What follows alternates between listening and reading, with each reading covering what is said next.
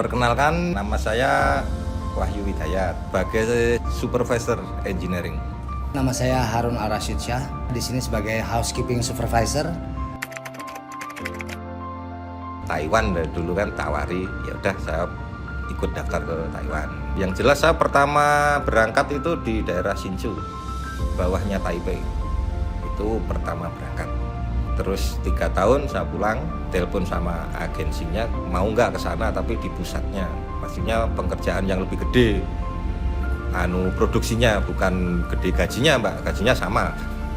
Tapi gede produksinya karena dulu saya di Hsinchu kan operator juga.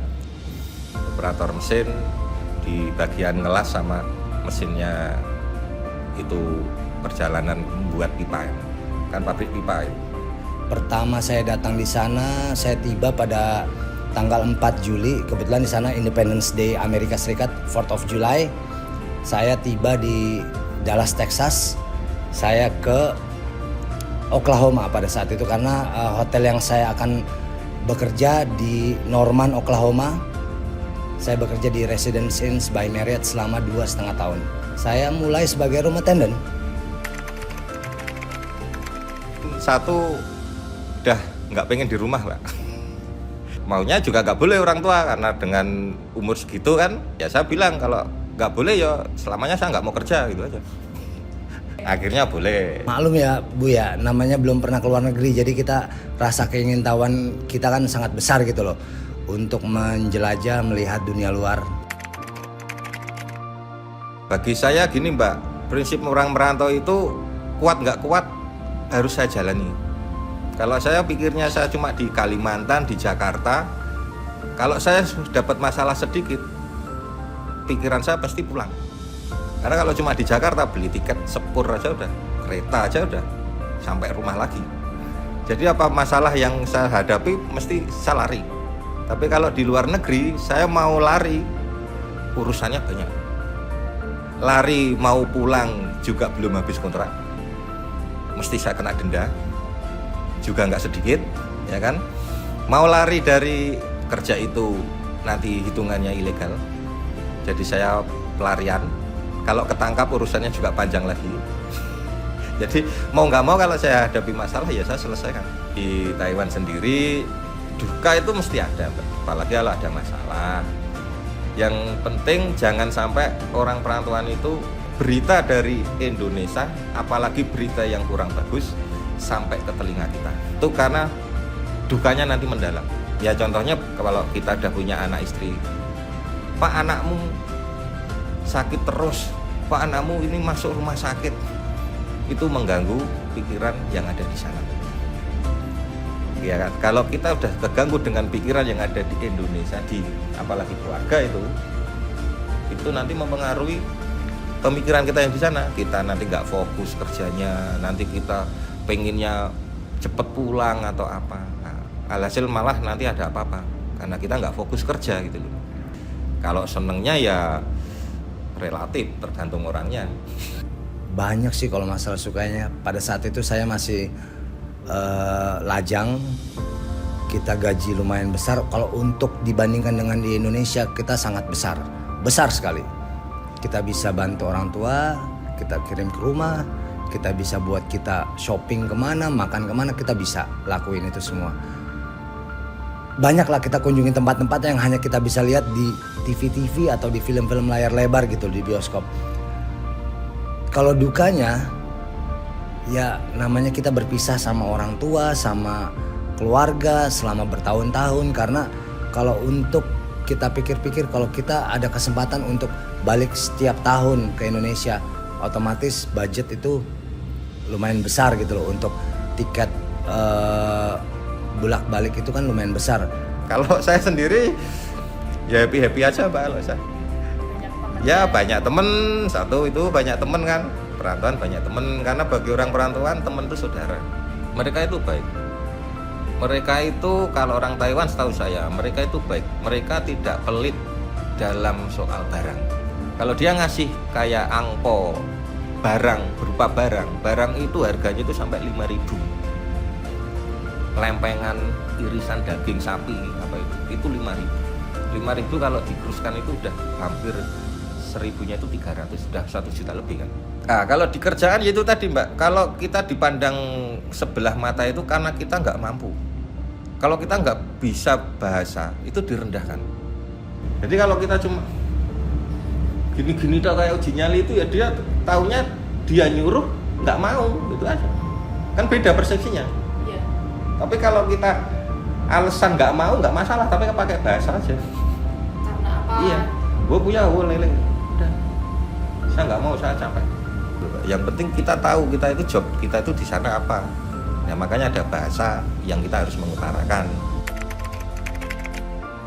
Kalau lucu itu pas waktu saya dan sama teman saya itu pas sakit gak enak badan. Ya pas gak enak badan kita coba ke klinik. Karena di sana kalau orang yang ke Taiwan tuh udah dikasih kayak KTP yang namanya bahasa sana itu kalau nggak salah ya Mbak itu Chilusen. Kalau yang kayak kartu BPJS itu namanya Cepokat. Jadi ya itu kita udah dikasih itu kalau kita masuknya resmi. Ya, yang lucu ya itu tadi kita udah bawa itu udah punya, kita ke klinik sama berdua naik sepeda karena cuma sepeda adanya Mbak, nggak boleh pakai motor. Ya iya sepeda kayu nggak boleh pakai, sepeda motor nggak boleh, udah ngelanggar. Kita ke klinik terus sampai sana dengan keterbatasan bahasa, sampai ke klinik ditanya dokternya pakai bahasa sana. Kalau nggak salah dulu dokternya bilang ini pusufu nali, itu artinya kan kamu sakit di mana. Pemikiran teman saya nanya kamu kerja di mana. jawab teman saya itu Cenapen. Napen itu kan sana. Tension still. Dokternya bingung. Sakit. Jadi dokternya mah pelongo itu. Terus dokternya balik. Nikung Coca nali ya. Dokternya balik nanya itu artinya kan kamu kerja di mana? Teman saya jawab Cenpu semua. dikira teman saya itu ditanya kamu sakitnya di mana? Mah dia jawab semua. Akhirnya cuma pelongo dokternya dan teman saya pelongo dan saya pun juga kok malah dagelan atau tekon pabrik. Jawabnya semua, ditanya sakitnya mah jawabnya pabrik. Lah ini gimana ini? Akhirnya saya kasih teman saya, udah telepon cewek wae. Ya udah akhirnya teman cewek. Akhirnya kita telepon teman cewek. Ya notabene dia pekerja informal. Dia notabene bahasanya lebih unggul, fasih, unggul tuh. Jadi kita telepon dia. Mbak, tolong genahno iki. Kami itu sakit, badan gak enak. Dan saya perlu suntik. Wis genahne sama dokternya. Ya udah HP-nya terus kasih dokternya. Jadi antara dokter sama si teman perempuan itu ngomong-ngomong. Coba kalau teman perempuan itu salah ngomong, ya obatnya nanti salah juga ya. Ya mau nggak mau Mbak, karena dengan keterbatasan bahasa kita juga baru datang baru berapa bulan. Akhirnya ya dari situ kita mau nggak mau belajar dikit-dikit. Kita itu ngomongnya campur-campur gitu. Jadi waktu kayak beli cucu neca apa itu yang kita kayak es tapi pakai teh susu atau apa kan ada dalamnya ada apa itu yang bulet-bulet kayak boba apa itu kan ada bulet-bulet. Itu ya kita ngomongnya ya campur bahasa Jawa juga. Gue meja kok, gue punya centil-centil. Centil-centil apa? Ini centil-centil cetama.